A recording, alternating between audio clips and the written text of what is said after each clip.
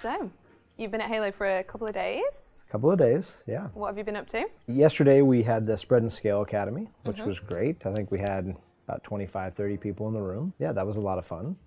Today we're meeting with teams, coaching folks, working with the staff here, and same tomorrow. The teams for the Innovating for Improvement program were there, as you know.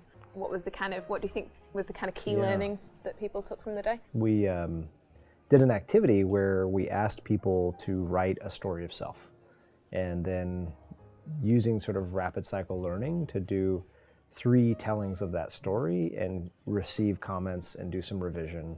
You know, it's an exercise that I learned from Organizing for Health, Marshall Gans over at the Kennedy School of Government at Harvard. And it's really designed for people to be able to, in a very short space of time, convey an authentic experience and to communicate like values that drive them in their work or in their life. So I think the participants found it to be like just a very sort of unique and new experience.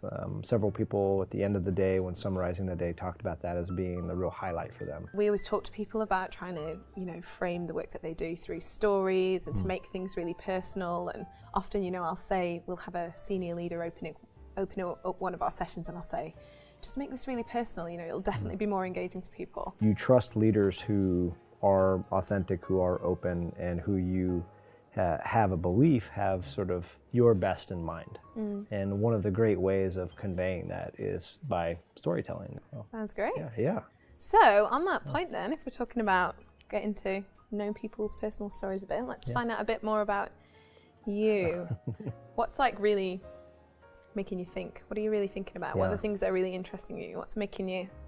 Yeah. In the last probably year and a half, had an opportunity to get involved in 2 or 3 different projects that all are related to social welfare. But notably, just in the last few months, I've started to work with an organization called the United Way of Greater Cincinnati. They are leading something called the One-to-One Collaborative, and it is the intention is to lift families out of poverty. Could we legitimately apply improvement thinking and improvement science methods to issues of poverty, and could we find ways to change the nature of the city in a way where less people would live in poverty? So one of the innovation cycles we've just about to start is with Salix Homes, who are a big housing provider in Salford. But we have a theory that there's a possible link between people in social housing and a greater health need.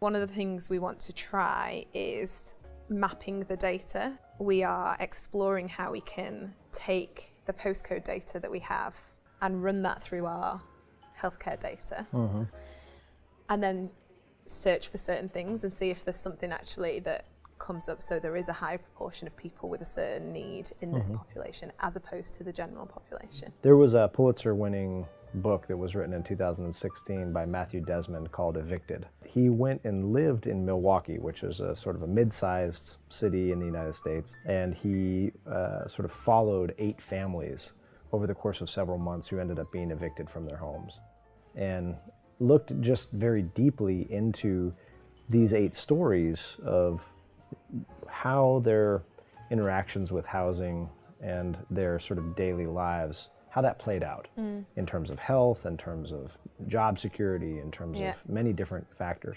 And then woven throughout the book, which is just a fantastically written book, is the broader research on sort of the links between health and housing. And I don't know how those issues play out here, obviously, but I would imagine that similar choices are being made by folks who are in a low-income setting here.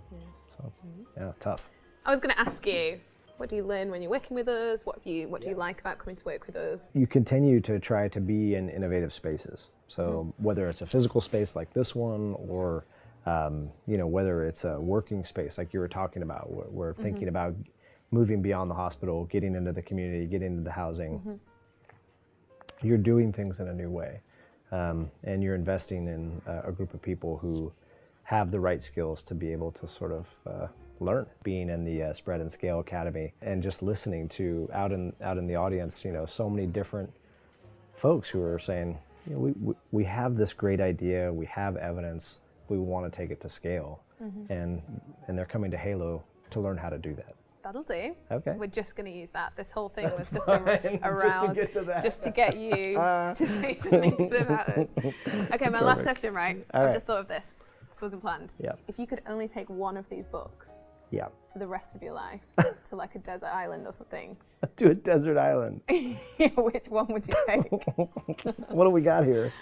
So we've got the Improvement Guide, Improving Patient Care, I don't think you will want that one, Leading Change, the Healthcare Data Guide. Man, Whoa. I know, it's That's a a tough tough one. choice. I think I'm gonna go with the first one. The first one, The- I thought you were, but I wasn't Yep. sure about whether I you might know. go for that one. I know, the improvement guide though, it's just very It's kinda got it practical. all, hasn't it? Yeah, it's got it all. It's It's got got a it little bit of all. everything, very practical.